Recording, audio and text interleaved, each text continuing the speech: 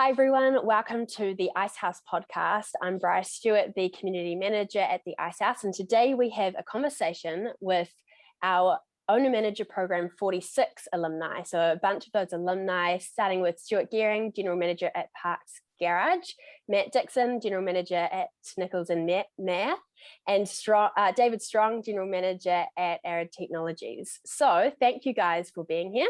Appreciate it. No worries. That's all right. Good to be here. And David, we'll kick off with you. What's your coffee order? Coffee order, flat white, 1 sugar. Yeah. Nice. That's a great order. Hobbies outside of work? Always outside of work, anything you can put fuel in and go fast. Oh, nice. Are you into the Formula One at the moment, or? Yeah, follow that, but we water ski race. We've got a 4x4 buggy that we run. Yeah, anything that goes fast, V8s, yeah, that's me. So cool. I love that. Favorite place that you'll go, or first place that you'll go, sorry, when New Zealand and the world opens up? Okay, a place called Matamanoa Island in Fiji. Oh, yeah, nice. Adults only, no kids, rest and relaxation, and alcohol. What a combination. I like that. You've planned that, mate. Absolutely. Yeah, that is a planned trip right there, eh? He's dreamt it up. I love that. Yeah. And first ever job, David? Paperboy. Nice. Yep, heard that one a couple of times. That's awesome. Matt, we'll kick to you. What's your coffee order? Long black, 2 sugars sometimes. Depends how I'm feeling. Awesome. Hobbies outside of work? Golf and tennis and traveling when I can. So looking forward to the borders opening. Yeah, and which obviously leads nicely to the next question. Where's going to be that first place that you go once those borders open? We've got a batch in Australia which we haven't been able to use in a long time. So I'll be shooting over there for some golf and some relaxation, a couple of beers. Awesome. Good on you, Matt. And first ever job? It was unloading containers in my family business where I am now. Awesome. Were you there the whole time? You just stuck there? It was a school job, unloading containers, and then I did that until uni, then went over to London and then came back, and still every now and again I'll unload a container. Yeah, that's awesome. Cool. Stu, coffee order?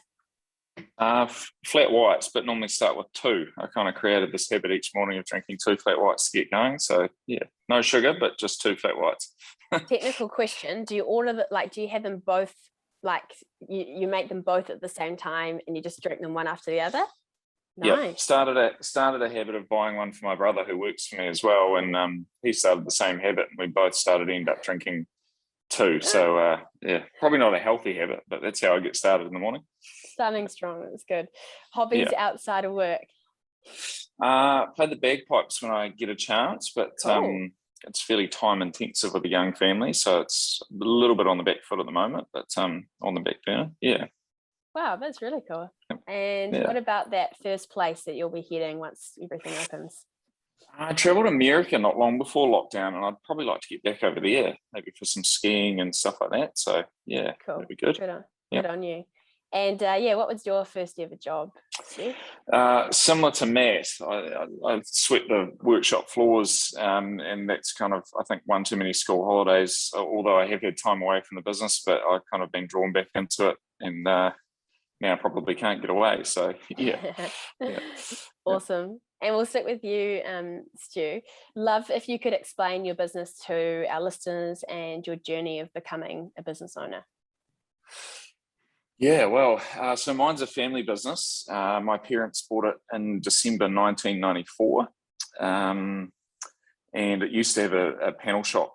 So we're mainly a towing business, but it had a panel shop back in the day. And when I left school, I did my panel beating apprenticeship, and kind of decided once I'd done that, I was sick of being covered in bog and dust and everything. So I kind of took some time out and got into the ski industry and drove snowcats, and then decided that kind of got a call from Dad around the earthquake saying, "Are you coming back, son, or what are we doing here?" And I've been back ever since. And we shut the panel shop, and we've had kind of 3 or 4 acquisitions and growing with that and natural growth as well. So yeah. Wow, cool. Love hearing how people get into their journeys with family businesses, especially because really you're born into it, right? Or it's part of of your childhood in a massive way, which is cool. What about you, Matt? How does your story play out? Obviously, family business too. Someone's the Stu is that my father bought it in the early 80s. And what it essentially is a supply chain business. We import from countries or places such as Europe and China, America, South America, a range of products from consumables. And when I say consumables, I mean hygiene, food packaging, gloves. So throughout COVID, those have being quite big sellers. We also do a range of construction materials, including plywood and fiberglass for companies and like boat builders. Also a lot of that goes into house building as well. So also been relatively good with all the houses being built in Auckland for us.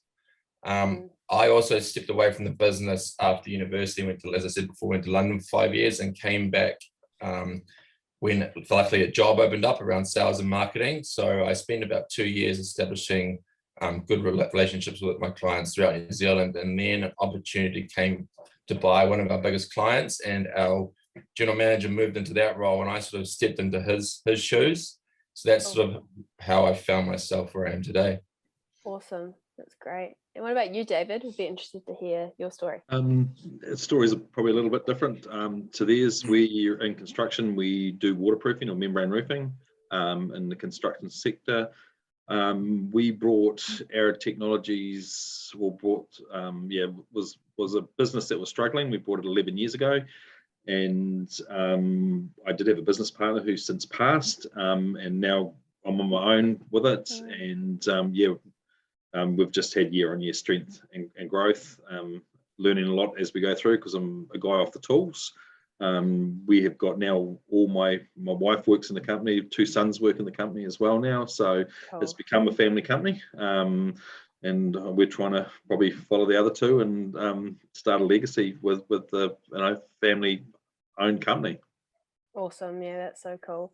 I love how, and you guys would be so aware of this, but all different industries coming together, similar challenges, similar wins, and that's sort of the beauty of owner manager program, right? Is you don't have to be in the same industry to sort of bounce off each other. So cool to have a real mix in this podcast today. Sticking with you, David, what's been a challenge and a highlight within the business journey? So the last 18 months has been, it's filled with uncertainty and hardship for many. Have you had to make any major adjustments? Any challenges with that, or any highlights maybe? So our supply chain is a challenge. Obviously, majority of our material is imported. Our stock holding is 5 times what it normally is, so cash flow issues and the normal day-to-day business stuff. Yeah. I think everyone's feeling that. Staff again. The construction sector is moving at 1,000,000 miles an hour. Having skilled staff, we're training as many people as we possibly can, if we can get them to train. So that's another issue out there. Highlights. We invest a lot into our staff. Personal growth. Really love seeing the guys grow within the company. As I'm trying to take a step back and watching the guys that we do employ take more responsibility, take on ownership. So that's a highlight for me. And obviously with that, we're seeing a fair bit of success happening in the company, which is really, really great to see. Yeah, that's really cool. I hear that so often right now. Supply chain and staffing, people, 2 biggest things going on at the moment. It's for sure very relatable. What about you, Stu? The challenge and a highlight within the business journey? Well, we were in a position where we had to have a restructure. Prior to COVID, we were servicing in our workshop 60 to 80 rental cars a week. So that was a fairly big volume of work that we weren't going to fill very quickly. So that was probably a pretty tough time. We had 12 people involved in that, and as a manager, it was probably a real low. But what I was really surprised about was the culture afterwards. I thought we were in for some dark times, but the remaining 40 staff it blew me away that the opposite effect of what I thought I'd have. We've been a lot tighter since, and we're now back to the same staffing numbers we had prior to COVID, and actually just we're hiring 5 new people at the moment. So Wow. I'm sure we'll have all the pains that the other guys are having with staffing and all those kind of things, like everyone. And yeah, probably another highlight during lockdown, actually, an engineer that we've outsourced to for years, his boss, I think, hit the panic button and started selling some of his tooling on Facebook Marketplace. I actually saw it. Oh, yeah. And so I called this. Yeah, so I called our engineer and I said, "What's happening? Your truck's for sale." And he didn't know that his boss was selling all the stuff from underneath him. Oh. So maybe we broke the rules and burst each other's bubbles. And after lockdown, we had an engineer, and that's been a growing department ever since. So wow, we've diversified through a COVID lockdown. So that was a bit different. That's major. Yeah, that's actually major. I probably weren't expecting that when you went into that lockdown on whatever day it was. Not at all. Yeah. And congrats as well for coming through the other side of a restructure. Not easy. Happened for a lot of businesses in the last 18 months. Those conversations are tough conversations as a leader. So good to hear it sort of it's positive on the other side of it in terms of culture. What about you, Matt? You're sitting there knowing you're next. Any challenges? I'm feeling Dave's pain just with the international freight. I mean, that has been one of our biggest challenges, and the fact that we're importing in between 20 and 50 containers a month that used to cost us 3,000 per container, and they're now costing us 15,000 per container. Wow. It just really hits your cash flow. But obviously the lead-on effect to that during COVID is a lot of our customers are hospitality. So you need to increase your prices, yet these guys have shut down and have got no business. So I mean, it's quite an inhumane thing to do, is go to someone who's operating on the bones of their ass really, and just they've got no income, and saying, hey, your prices are going up. And realistically, they needed to go up somewhere between 50 and 20%. So that's been one of the biggest challenges, is just basically sitting on my hands and watching my margins eat away because these guys aren't operating, and you're trying to, you've developed these relationships over 5 or so years with them, and you consider them, you partner with them, you're not just a client, you're a partner. Yeah. When do you go with them and say, look, to be able to service your account properly, we need to increase your pricing, because we've all got expenses as well. I've got staff, I've got import costs, I've got this cost A, B, and C. Totally. And I need to maintain the ability to pay those, but I want to keep you at the same time. So that's sort of been one of the biggest challenges we've had with our hospitality clients.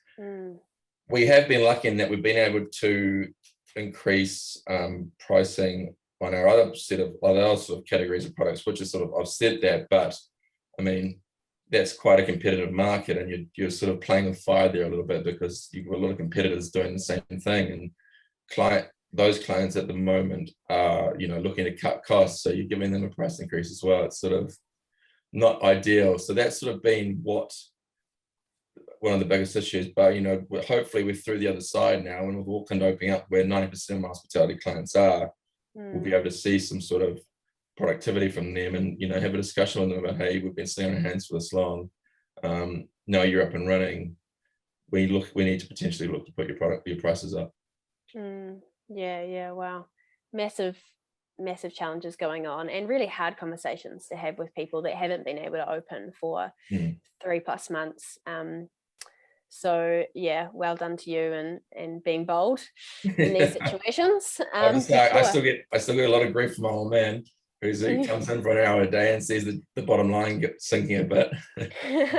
Comes in for an hour a day. We'll stick with you, Matt. Is there any advice or maybe a heads up you would have given your past self in terms of business ownership? It is, and when I started in this role, keeping my customer thing, and the fact that I would drop margins left, right, and center in an effort to keep them, just because I wanted to keep them on the books. Over time, I realized that these, as I said before, you partner with your client, you're an extension of them. These clients that show no loyalty throughout, after 2 or 3 years and just chop and change on the regular, aren't worth keeping if you need to constantly sacrifice margins. And I've sort of become more adept to letting clients go now if they're going to chop and change. And I mean, there's no point doing it for free, or you're hating every time an order goes at the door. So that's sort of something that I've learned the hard way Yeah, over wow. the previous couple of years. Yeah, great piece of feedback and advice. What about you, Stu? Yeah, it's an interesting thought Matt's got there, because we've got kind of big industry players in our industry, certainly in the towing side of our business, that kind of, it's nearly an industry reality around pricing. And kind of the bigger we've got and the more specialized equipment we've, built up over the years, we've started to just charge what that's worth as opposed to what the industry reality is trying to tell you. And I think, that's probably a lesson learned that earlier on in my career as well. You'd kind of bend to your customer, and these bigger guys, it's not, I wouldn't call it so much of a partnership. We try and partner with ours, but the way that they work with us or engage with us, it's not so much. But I think it's just that confidence thing of being able to say, well, okay, we can do business without that particular relationship if that's how they want to go. So You're wasting too much time. Yeah, too much negative energy going into something like that, where it's always kind of their way, not your way. We get a kind of a set of instructions, where the car is, who the customer is, and go to and pick them up. And if that, we don't really need to be micromanaged, we're very good at that part. So that's one aspect. But probably for me would be networking more. Earlier on in my days, I just spent too much time kind of in the business, the old story, not on it. But as soon as you kind of come up for air and actually start to network and realize everyone's got the same problems, and that certainly, it kind of gives you the shortcut to some solutions or problems that you need to solve. So yeah.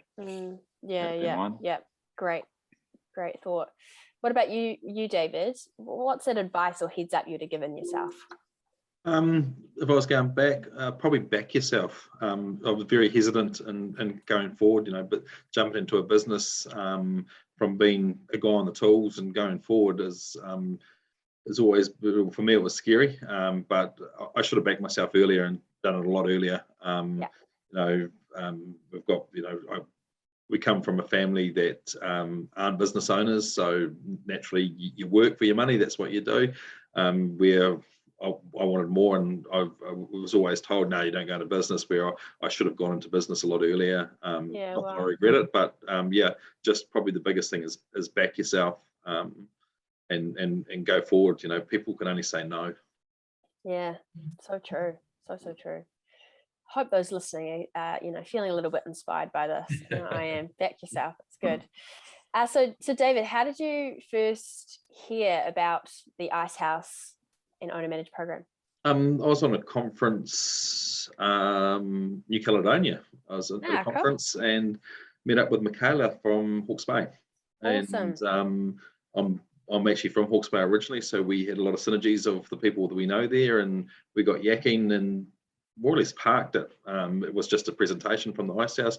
Parked it because I was that so-called arrogant person that didn't need business coaching and all the rest of it. And it was only 6 months later we hit a glass ceiling, and it was like, shit, what do we do?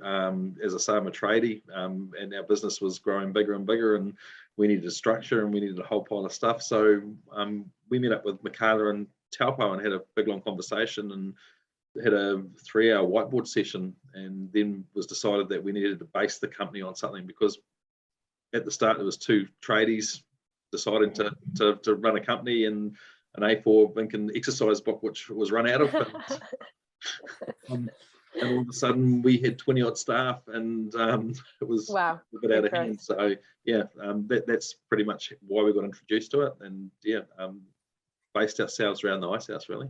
Yeah, cool. That's cool. And it's awesome to hear that it started with that sort of 3-hour coaching whiteboard session with Michaela. Yeah, that's great. What about you, Stu? How did you hear of the Icehouse? I got introduced to the Icehouse through BNZ.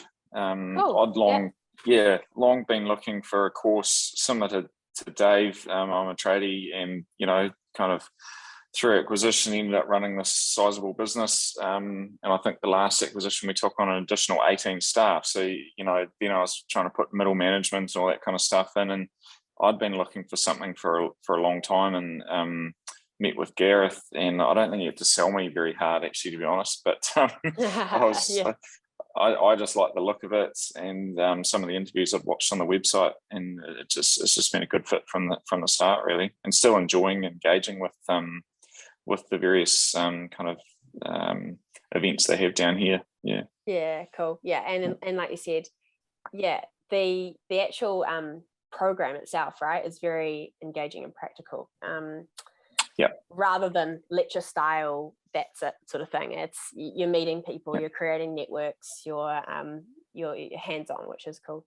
What about you, Matt? How'd you get the Icehouse? Same as Stu, actually. BNZ approached me when we were purchasing this new company, and I was sort of stepping into a senior role from more of a junior role, and I needed some tools and some learning experiences around sort of running a business the size we had, and then also looking to put some processes in place to running both of them at some point in the future, which we're sort of aiming towards now. But it's given me, not only that, it's given me this network of people as well to rely on and to ask questions, which has also been fantastic. Yeah, that's great.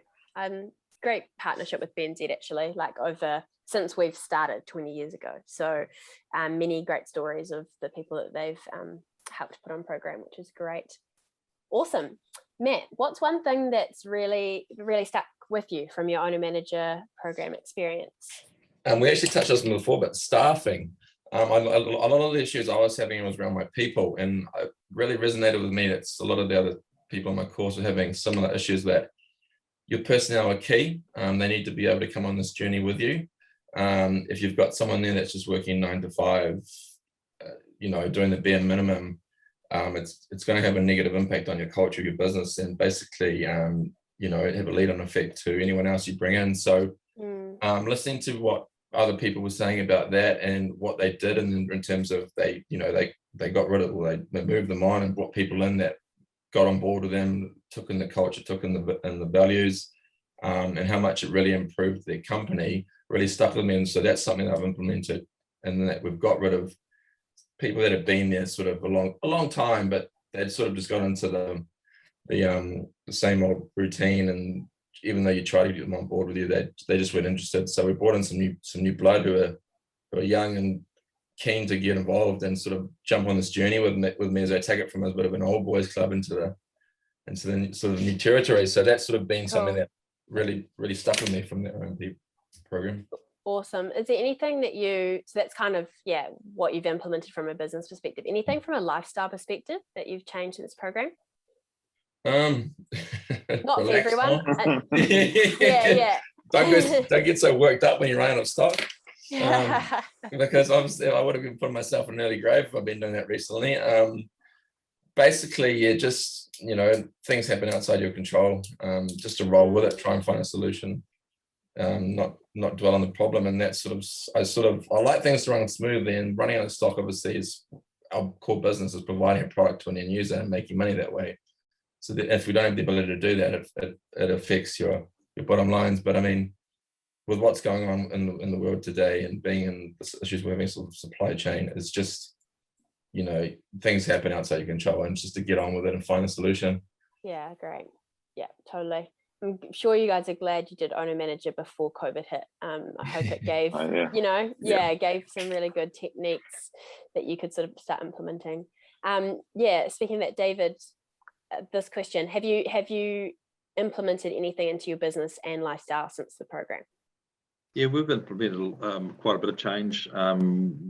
We've become more transparent with our staff. Like, staff is key. Like, that's one of the things. Like, going back to what Matt said, we arrived at OMP, and it's quite surprising. We come from all different backgrounds and walks of lives and trades and businesses, but we all have the same problems. Yeah.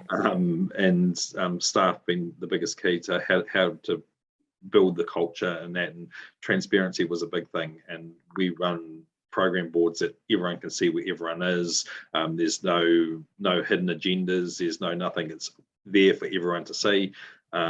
We share a lot more information financially with the staff as well now, just so everyone can see what's happening. So that's one of the biggest things changed within the staff with it. Great.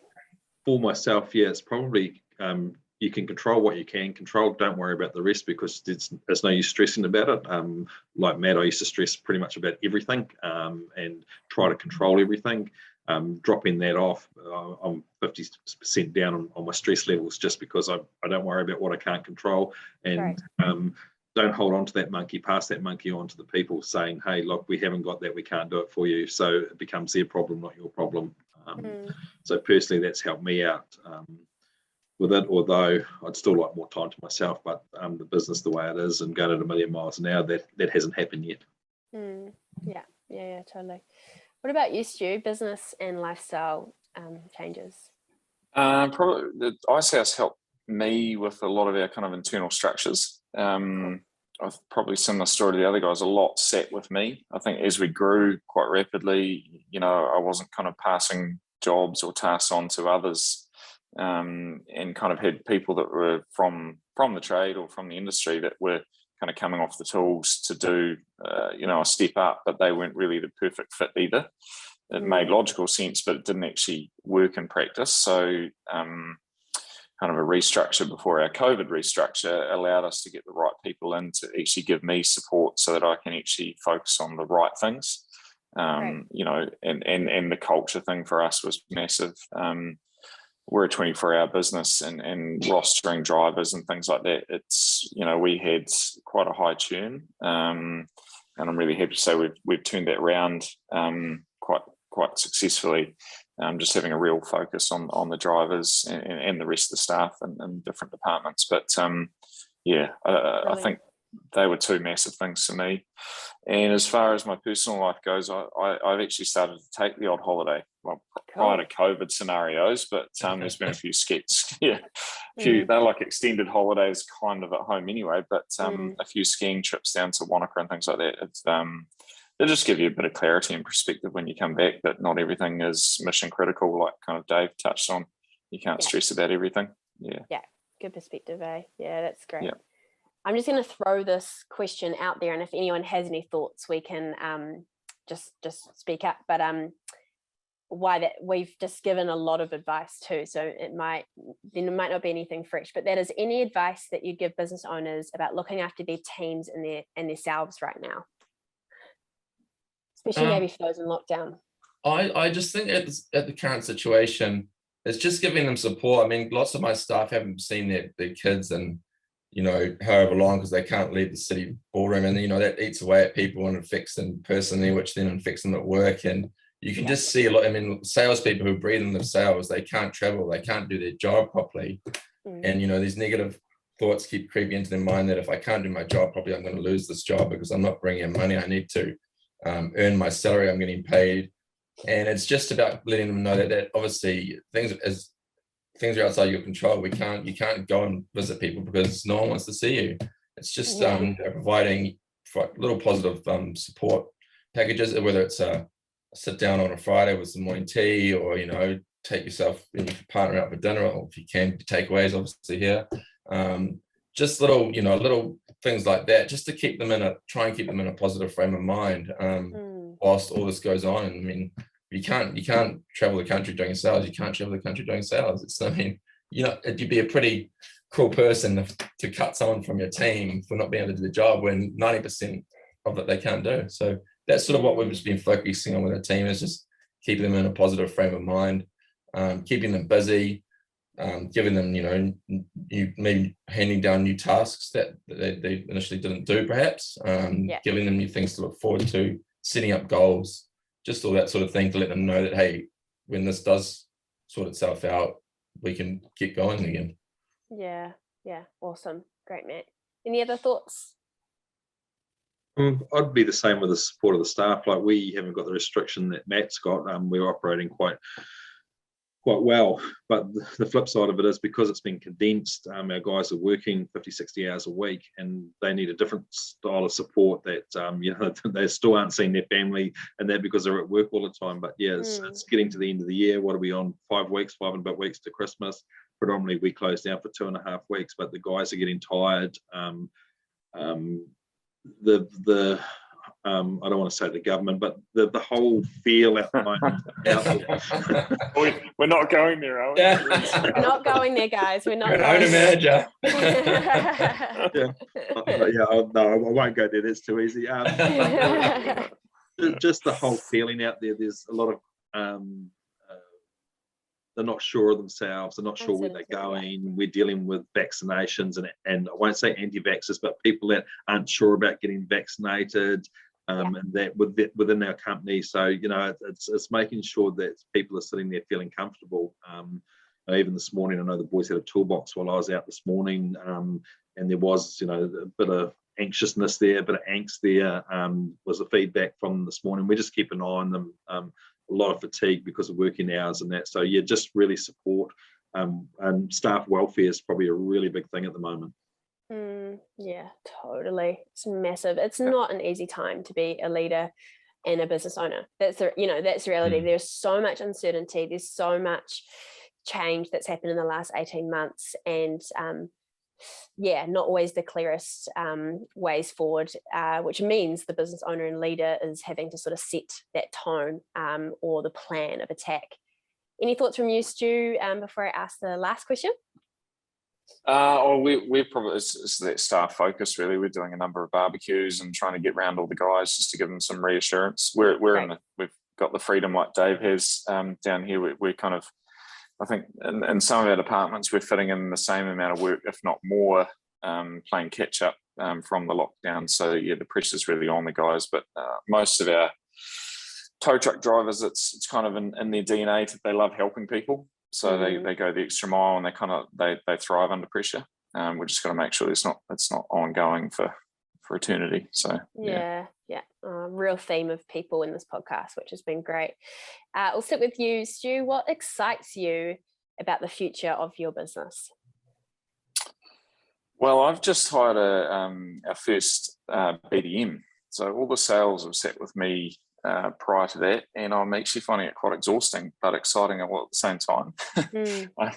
I now know what I used to put my management team through with new opportunities and things like that, but just having a fresh perspective, someone that's not family, that's someone that's asking all the questions that I did when I was kind of coming through the ranks, and just some of the opportunities that have popped up already have been quite exciting. It's been a while since we've had an acquisition. We've kind of feasted on those for quite a few years, in quick succession. So it's nice to be kind of at that point again, having a look around and seeing what's going on and what we could diversify into further. Awesome. So, cool. Sounds like a bit of growth going to be taking place, which is cool. More hurt, maybe, yeah. hand in hand. They come Why? Why is that? Exciting. No, that's cool. What about you, Matt? We are in the process of moving buildings for one of our other companies, which is moving just down next to us. So it just allows us to, we're starting to operate more as one company now than two separate ones. So getting that up and going, putting some processes in place with that, and sort of economies of scale there, getting some people from that company to our company just to take over a few more roles and just start to sort of work as one unified group more. I think that's going to open up a lot more opportunity for us. In some instances, we were priced out of large contracts. So putting in some sort of some ideas and processes around that, which make us more capable of getting these big contracts is just around the corner. So I think that's going to be quite good for us. Oh, cool. That's exciting. Good to hear. And we'll finish with you, David. What's something that excites you about the future of your business? Believe it or not, we're going through succession planning at the moment, which has been really, really interesting, allowing the younger, or the youth, I call them, to take over control of the business, which is allowing myself to actually look at other business opportunities, Awesome. which is really, really good. So that's just a total different slant for me. Like Stu, we were the doers, the salespeople, the managers, the janitors, and all the rest of it. And now passing the mantle on to others to take control of the business, which is allowing me more time to look at other opportunities. So I'm really looking forward to next year with other opportunities that are available to us. Awesome. So cool. Honestly, just so much gold in that podcast and conversation around challenges, highlights, people really being the priority at the moment, and some great growth and exciting new opportunities happening. So thank you lots for being on the podcast and for sharing your stories. I know a lot of people will get a lot out of this, so appreciate your time. Thank you very much. Thank you.